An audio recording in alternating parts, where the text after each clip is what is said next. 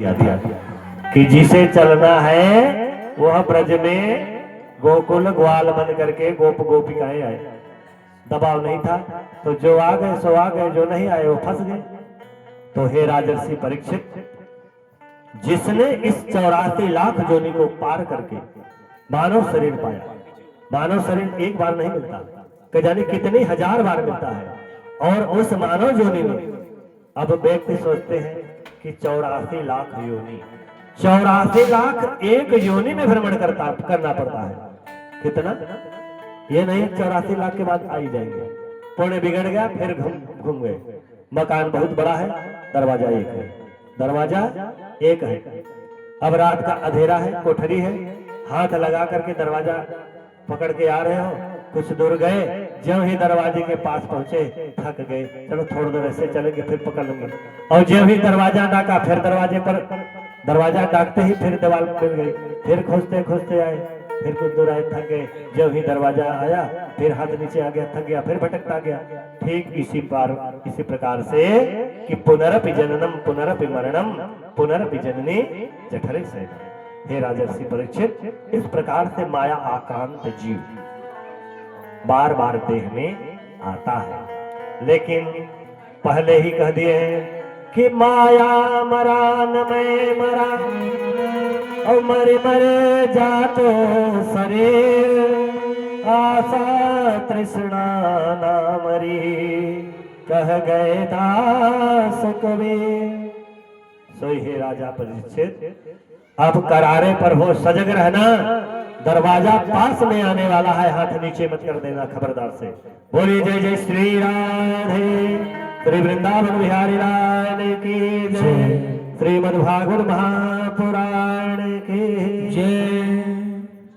पूजन करके सब गोप लोग घर आए। बोले भैया अब जब रात की 12 बजा, यह कर्म हमारा कर्म ही गुरु और ईश्वर। ध्यान दीजिए, हमारा कर्म ही ईश्वर और गुरु है। इसलिए कहा गया है कि कर्म प्रधान विश्व कर राखा, जो जस कर सो तस फल चाखा। कर्म प्रधान विश्व कर राखा, जो जस कर सो तस फल चाखा। कर्म प्रधान, सभी लोग बोलेंगे, कर्म प्रधान विश्व कर राखा, जो जस करे सो तस फल साखा। कर्म प्रधान विश्व कर राखा, जो जस करे सो तस फल साखा। हे राजर्षि परीक्षित, ये तुम मत सोचो कि सर्प तूने लटकाया, यह तेरा शरीर लटकाया है और उसका प्रभाव इसे भोगना पड़ेगा। तो विशुद्ध परम तेज ब्रह्म हो, कोई परे ब्रह्म से नहीं हो। जैसे 2 लाइन में गाते हैं आजकल, मेरे बगिया के तुलसी न तोड़ो माले, न तोड़ो माले, पत्ते पत्ते पर बैठे हैं बनवारी, पत्ते पत्ते पर बैठे हैं बनवारी। बगिया के तुलसी न तोड़ो माले, बगिया के तुलसी न तोड़ो माले, पत्ते पत्ते पर बैठे हैं बनवारी, पत्ते पत्ते पर बैठे हैं बनवारी। बगिया के तुलसी न तोड़ो माले, तोड़ो माले, पत्ते पत्ते पर बैठे हैं गिरधारी, पत्ते पत्ते पर बैठे हैं गिरधारी, पत्ते पत्ते पर बैठे हैं गिरधारी। सोई हे राज परीक्षित, अब नारायण पत्ते पत्ते पर विराजमान है, कहीं अलग नहीं है, एको ब्रह्म द्वितीयो नाथ। अब बताए हे माता, इतनी मूर्ति रखने से कोई प्रयोजन नहीं। मन से पूजा कर लो, हृदय भवन में एक को बैठा लो, चाहे जिसको बैठा, एक को ही बैठाओ और साफ सुथरा करके बैठने लायक बने। कुत्ता भी बैठता है तो पूंछ से अपने जमीन साफ करके बैठता है। तो जब आपका हृदय भवन साफ रहे तब तो कन्हैया आपके हृदय भवन में आए। अब वहां ढेर सारे बाराती आपने बिठा रखा है पहले से, हाउसफुल। अब भगवान देखे जगह ही नहीं तो कहां बैठे। यदि सच्चे भक्त का हृदय होगा तो उसके भवन में भगवान प्रकट हो जाते हैं। सो हे राजर्षि परीक्षित, इस प्रकार से अब इंद्र कोपित हुए कि एक टेढ़ी टांग वाले इस कल भुजेंगे की वजह से आज मेरा इतना निरादर, इसने हमारी पूजा रुकवा दी, तो आज हम खबर लेंगे। अब क्या खबर लेंगे? सांवर्तक नामक मेघ को, सांवर्तक नामक मेघ वो बड़ा विकराल प्रलयकारी है। कैसा है? सुनने में आता है कि फला जगह बादल फट गया, तो बादल जब फटता है तो जैसे एकाक विशाल नदी में जितना जल होता है उतना धड़ाम से गिर जाता है। तो सांवर्तक नामक मेघ इंद्र के आदेश पर मूसलाधार वर्षा करने लगा और ऐसी वर्षा करी, ऐसी वर्षा करी। अब सारे गोप दौड़े दौड़े आए, कन्हैया रक्षा करो, कन्हैया रक्षा करो। अब कन्हैया सारा दृश्य समझ गए और बिजली ऐसी गरज रही है कि दसों दिशाएं कंपायमान हो गई। कन्हैया समझ गए, बोले भैया डरो नहीं, डरो नहीं, सब लोग अपने अपने गाय गोरू बछड़ा सब ले और सोई कन्हैया गिरिराज को अपने हाथ पर धारण कर लिए। बोले गिरिराज भगवान की जय। गोपा गोपस्य श्रेवार्ता गोविंदो शरणम्ययो। और समस्त गोपगण आकर के उसके नीचे अपने गाय धन वैभव सब कुछ लेकर के घुस गए। अब जल स्तर का प्रवाह इतना बढ़ गया कि अब वह पहाड़ी के नीचे से घुसने लगा। सोई भगवान ने सुदर्शन चक्र का आवाहन किया, सुदर्शन चक्र का आवाहन किया कि गिरिराज के ऊपर आप छत्र छाया कर लो। अब चक्र ऐसे ऐसे नच रहा है, पानी उसके गिरे ऊपर गिरे, सोई 84 लाख कोस के बाहर फेंक देवे, वहां जावे न। और तुरंत भगवान ने बासुकी नाग का भी आवाहन किया, बहुत क्षीर सागर में लेकर के बैठाए हो, अब तुम्हारी परीक्षा की भी घड़ी आ गई। अब सोई बासुकी नाग पिडारा टाइप जैसे मेड़ी बनता है, एक विशाल काय पर्वत जैसा मेड़ी बना करके गिरिराज भगवान को ढक लिए। अब मकान आरसीसी ऊपर से छत, बगल से नंबर 1 के सीमेंट से, एसीसी कौन सा सीमेंट लगता है, पूरी दीवार तैयार। 7 दिन का समय बीता। एक ने कहा रे देख तो नहीं कन्हैया कब से हाथ लगाए, अपनो अपनो लाठी देर मत करो, तुरंत लगाओ। कन्हैया थक गए होगा बेचारे। अब लाठी लगा के समस्त गोपगण पहाड़ में लगाए। कन्हैया तो घबरा न, हम लोग सब ओझ लिए हैं पहाड़ को। भगवान मुस्कुराए, वाह यह सच्चे सखा के प्रेम की पराकाष्ठा है। जबकि भगवान जानते हैं कि उनके लाठी का वहां कोई महत्व नहीं है, लेकिन एक सच्चे मित्र की यही तो पराकाष्ठा है कि अपने भगवान के साथ जितना उसकी पुरुषार्थ है, अपने पुरुषार्थ से सर्वस्व लगा दिया। सो हे राजर्षि परीक्षित, आप घबराओ मत, सर्फ लाठी लेकर के गोवर्धन को उठाए रहो, डगमगाने न पाए पानी से तुम बहना न। अब सोई लगा करके वहां सुरक्षित व्यवस्था। अब इंद्र घबराए कि 7 दिन हो गए। अब सामर्थ जा करके कहे प्रभु ये कोई साधारण नहीं है,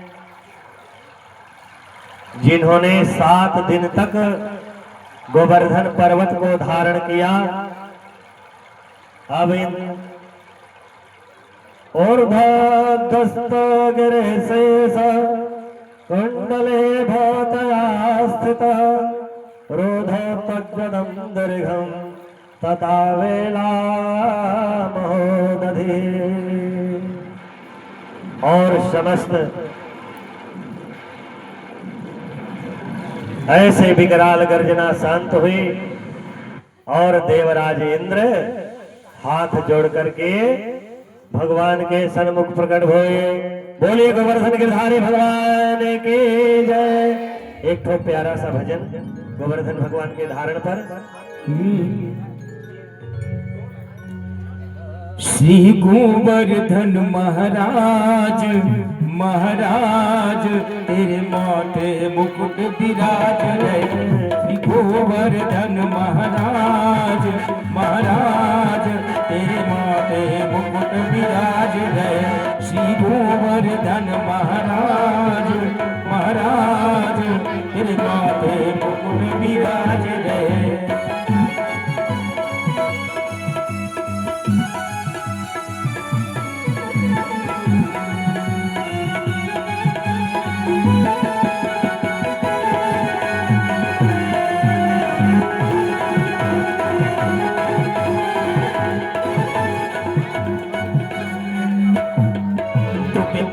चढ़े तो पे फूल चढ़े तो पान, तो पे पान चढ़े तो पे फूल चढ़े तो पे पान चढ़े तो पे फूल चढ़े तो पे पान चढ़े तो पे फूल चढ़े तो पे फूल चढ़े। और चढ़े दूध की धार वो धार तेरे माथे मुकुट विराज रहे। तो पे चढ़े दूध की धार वो धार तेरे माथे मुकुट विराज रहे। तेरे माथे मुकुट विराज रहो तेरे माथे मुकुट विराज रहो तेरे माथे मुकुट विराज रहो तेरे माथे मुकुट विराज रहे। श्री गोवर्धन महाराज महाराज तेरे माथे मुकुट विराज रहे। श्री गोवर्धन महाराज तेरे माथे मुकुट विराज रहे। श्री भागवत महापुराण की जय। श्री सुखदेव महाराज की जय। धन्य हो गोवर्धन महाराज, आप कौन सी लीला कब कर बैठोगे। इस पदनख चंद्रिका की झलक कितनी बड़ी विचित्र है हे राजर्षि परीक्षित। यह कुछ भी कर सकते हैं, यह बड़े उदार मना है। क्या है कि भक्त भाव प्रियम श्री दया सागर सत्य नारायण में संभले।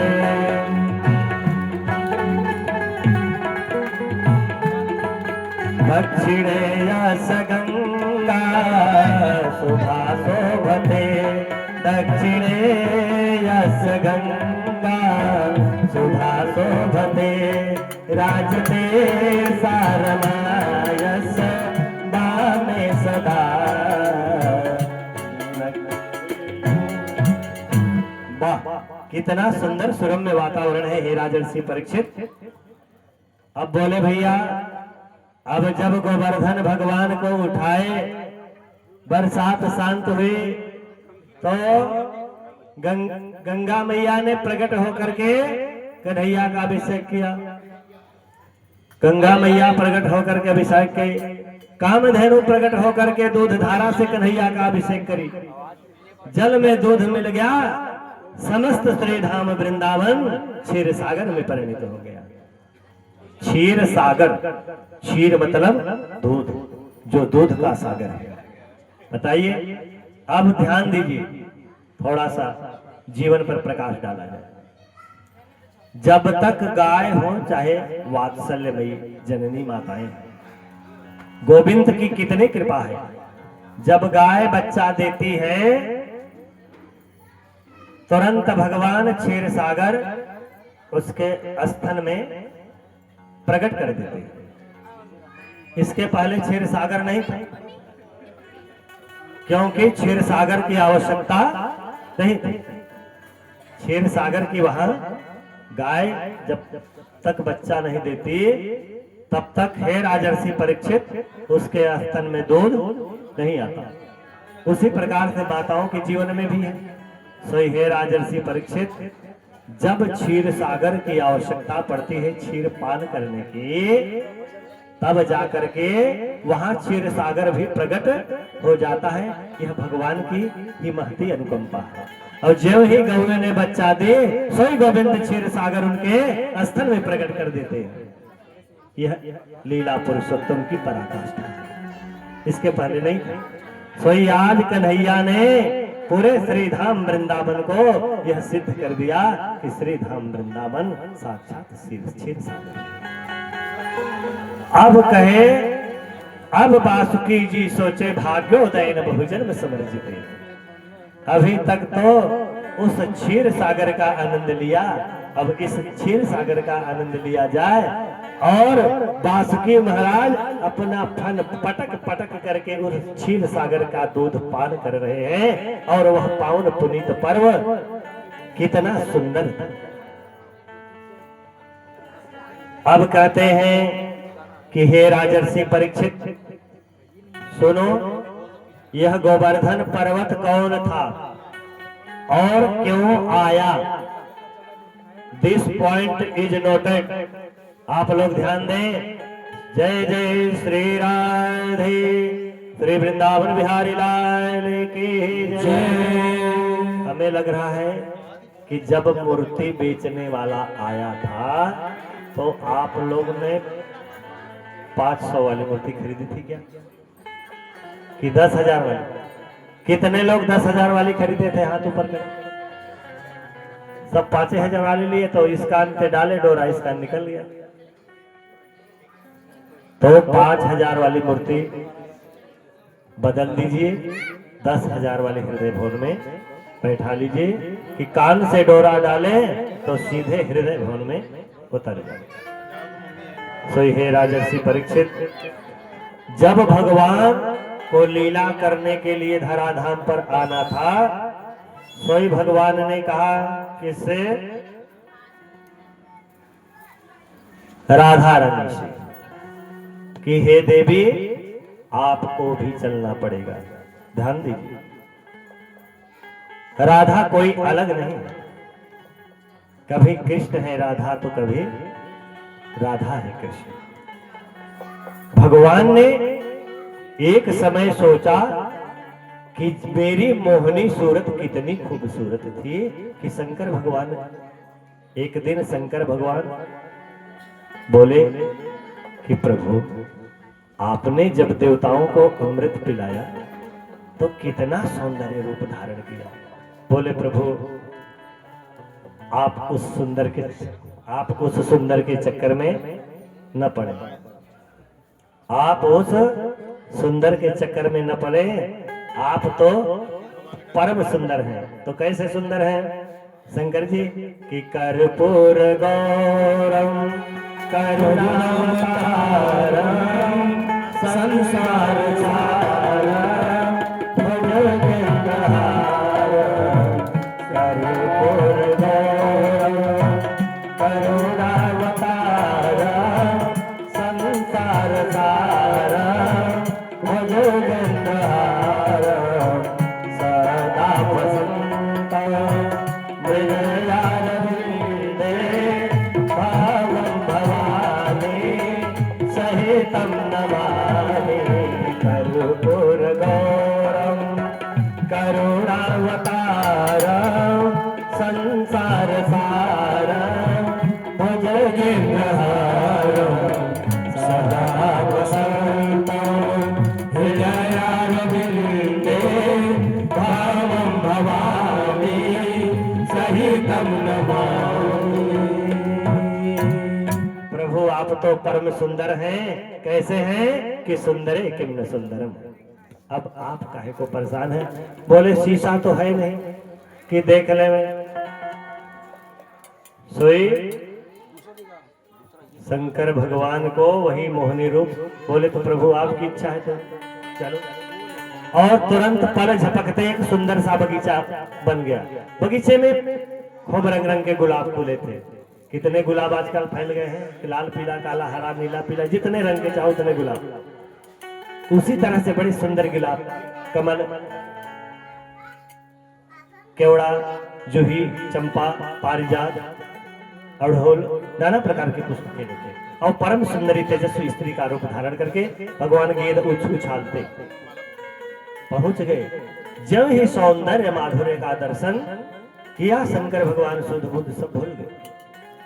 अब उस सौंदर्य को ध्यान दीजिए राजा परीक्षित, यहां सावधान हो जाइए। राजा परीक्षित को सुखदेव महाराज बार बार सावधान कर रहे हैं कि परम सुंदरी यदि आ जाए तो खतरा है। क्योंकि पूज्यपाद प्रातः स्मरणीय गोस्वामी तुलसीदास जी ने लिखा है कि अति सर्वत्र वर्जयेत, अत्यधिक सुंदर भी खतरे की घंटी है, अत्यधिक प्रिय भी लगने वाला वस्तु अच्छा नहीं। सोए शंकर भगवान उस सौंदर्य माधुर्य को देखे, कामासक्त उनके हृदय भवन में जागृत हो गया। और शंकर भगवान परम सुंदरी रूप धारण किए नारायण को पीछे पीछे दौड़ने लगे। और भगवान दौड़ते दौड़ते दौड़ते इतने दौड़े कि शंकर भगवान के शरीर से तेज बिंदु शरीर पर प्रवाहित हो गया। और तुरंत तत्क्षण भगवान अपना वह मोहिनी रूप विलुप्त कर दिया। अब शंकर भगवान के सामने हाथ जोड़ करके बोले, प्रभु आप तो परम वैष्णव हैं, आपकी माया कुछ नहीं कर सकती, लेकिन आप स्वतः माया में फंसे, इसमें हमारी कोई गलती नहीं है। तो उस समय जो शंकर भगवान का तेज बिंदु धराधाम पर प्रवाहित हुआ, उससे सोना और चांदी की खान उत्पन्न हो गई। बोलिए शंकर भगवान की जय। तो इसलिए स्वर्ण में भगवान नारायण का वास माना जाता है। और कलयुग का, तो कलयुग का किस स्वर्ण में? जो कुमार्ग से, जिसमें मिलावट सोनार लोग कर दे, वह कलयुग का धन है। प्योर सोनार नहीं देते, टाका लगाएंगे, इतना कैरेट है उतना कैरेट है, 3 दिया बदले सोनार का हो गया, सब सोनार के घर चला गया। अब देवी जी पति परमेश्वर को कहे हार चाहिए तो करधनी पैजनी चाहिए, आदि कमाई बेचारे, जीवन बीत गया, लरी बदलती गई, जीवन बदल गया, लरी नहीं बदल पाई। सोई हे राजर्षि परीक्षित, यह जीवन की लरी जो है अब दोबारा न बदलनी पड़े, ऐसे बदलो, ऐसे रंग बदल दो कि फिर कभी बदलने की आवश्यकता न पड़े। अब रंग गाढ़े धीरे धीरे चढ़ रहे हैं। सोई कह रहे हैं कि यह गोवर्धन पर्वत कौन था, उसे ध्यान से सुनिए। यह गोवर्धन पर्वत कोई साधारण नहीं था। अब जब चलने लगी, राधा रानी को भगवान ने कहा कि चलना है। बोले मैं तभी चलूंगी कि वनम वृंदावनम यस्य, वृंदा का वन हो। वृंदा मतलब तुलसी, तुलसी